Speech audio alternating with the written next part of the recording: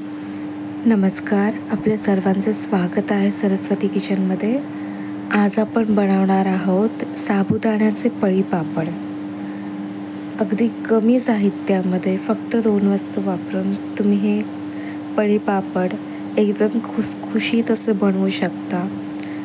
याचा रंगसुद्धा बदलणार नाही, जिरे टाकूनसुद्धा याचा रंग बदलणार नाही आणि हवे तसे खुशखुशीत आणि असे फुललेले पापड बनणार. आता आपण पाहूया कृती कशी बनवायची ते. इथे मी या कपाने 2 कप साबुदाणा घेतलेला आहे. त्यात समप्रमाण म्हणजेच 2 कप पाणी वापरून तो साबुदाणा भिजू घातलेला आहे. अगोदर स्वच्छ साबुदाणा धुवून घेतला, नंतर त्यात 2 कप पाणी घालून रात्री ते मुरत ठेवलं होतं. आता सकाळी हा साबुदाणा एकदम छान नरम भिजला गेलेला आहे. आता आपल्याला यात काय करायचं आहे, मी माझ्याकडे फार तर नव्हते, 2 बटाटे होते. तुमच्याकडे 3 मीडियम साईजचे बटाटे असेल तर ते परफेक्ट होऊन जातात. इथे मी 2 मीडियम साईजचे बटाटे घेतलेले आहेत. आता याचं प्रमाण पण कसं आहे तुमच्यावर अवलंबून आहे. तुम्हाला बटाटा पळीपापडामध्ये जास्त आवडतो का कमी आवडतो, त्यावरून तुम्ही कमी जास्त करू शकता. असं परफेक्ट काही प्रमाण नाही सांगता येणार याचं. इथे मी 2 घेतलेले. माझ्या पद्धतीने बनवायचं असेल तर तुम्ही असं पण बनवू शकता.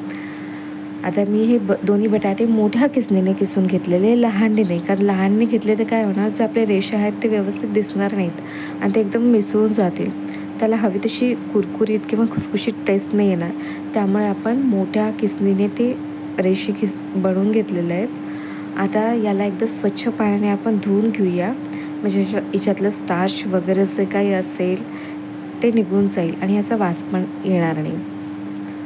आपण जो भिजू घातलेला साबुदाणा आहे तो त्यात आपल्याला हे आता पिळून घालायचे आहेत. आता यात तुम्हाला तुमच्या चवीनुसार कोणते फ्लेवर द्यायचे ते तुम्ही देऊ शकता. हवं तर हिरव्या मिरचीचा ठेचा किंवा चिली फ्लेक्स पण टाकू शकता. पण इथे मी माझ्या बाळासाठी साधे सिंपल मीठ आणि जिरं टाकलं आहे. इथे मी 1 चमचा मिठाचा वापर केलेला आहे आणि अर्धा चमचा जिरं वापरलेलं आहे. आता इथे याच कपाने 7 कप मी पाणी घेते आहे. अर्धा कप पाणी साईडला ठेवते आहे. तसं तर 8 कपाचं लागतं, पण आता मी ऑलरेडी भरपूर पाण्यामध्ये साबुदाणा भिजत घातला होता, त्यामुळे ते पाणी तेवढं जास्त ओढणार नाही. नाही तर तुम्ही 4 पटसुद्धा पाणी घेऊ शकता. आता सगळ्यात महत्त्वाचं मी ते कुकरमध्ये टाकते आहे. पाण्याला एक उकळी येऊ द्या. त्यानंतर तुम्ही जे काय आपण मिश्रण बनवलेलं आहे ते त्याच्यात टाका. आता कुणी काय करतं, उकळी आलेल्या पाण्यामध्ये मीठ आणि जिरे टाकतात. तुम्ही तसं पण करू शकता. मग आता इश्यू काय आहे की मी बऱ्याच व्हिडिओजमध्ये पाहिलं होतं की नाही, कुकरमध्ये पण 2 शिट्ट्या झाल्याच्या नंतर आपले पळीपापड बनतात. म्हटलं ते ट्राय करावं की खरंच बनतं का. तसं तर माझी आजी मागून रागवतच होती मला की पळीपापड जर कुकरच्या शिट्ट्याने बनायला लागले असतं तर आम्ही एवढे मोठे बेतं घातलेच नसते म्हणून. पण तरी पण ठीक आहे म्हटलं, आज ट्राय करून बघूया, काहीतरी नवीन करता येतं पारंपरिक पद्धती सोडूनसुद्धा. पण मला वाटतं की बहुतेक ते मला जमणार नाही, की म्हणजे मला जमेल का नाही हा विषय वेगळा, पण मला वाटत नाही की ते योग्य पण असेल.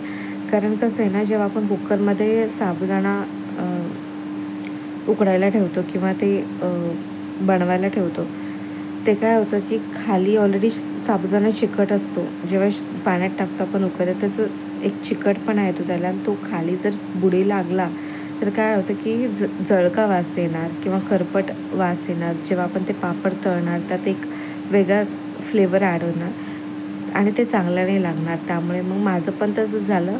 5 मिनटं ठेवल्याच्या नंतर मला जळण्याची स्मेल आली आणि मला ते कुकर काढावं लागलं. मग ते तर होणं पॉसिबल नव्हतं. मग सरळ मी काय केलं, कुकरची शिट्टी वगैरे झाकण काढून साईडला ठेवलं आणि परत आपल्या हव्या तशा पारंपरिक पद्धतीने परत गॅसवर चढवलं आणि त्याला सतत चालवलं चमच्याने. 1 चमचा घेतला आणि त्याला खालून आपल्याला मिश्रण कालवायचं, जेणेकरून ते बुडी लागलं नाही पाहिजे. कारण एकदा का बुडी लागलं तर त्याच्या सगळ्या मिश्रणामध्ये करपट वास येतो आणि ते मग खायला चांगलं नाही लागत. आता माझी आजी तर ओरडतच होती की तुम्हाला आजकाल मेहनत करायचं म्हटलं तर खूप कंटाळा येतो आणि खायला तर खूप टेस्टी लागतं. तर टेस्टी हवी असेल तर मेहनत तर करावीच लागणार.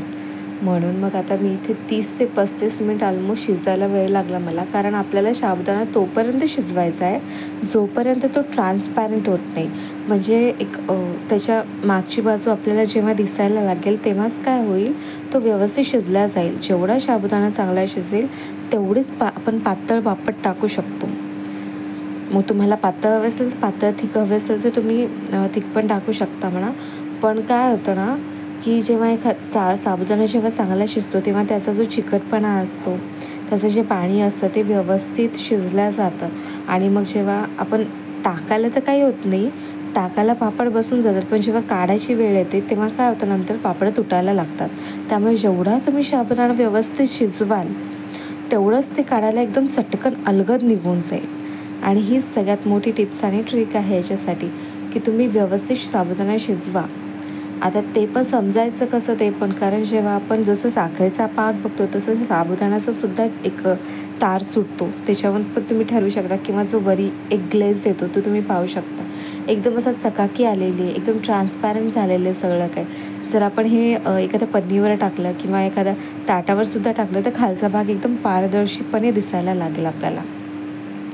आता इथे एकदम व्यवस्थित शिजलेले आहे. आता मी इथे एक छान पन्नी अंथरलेली आहे.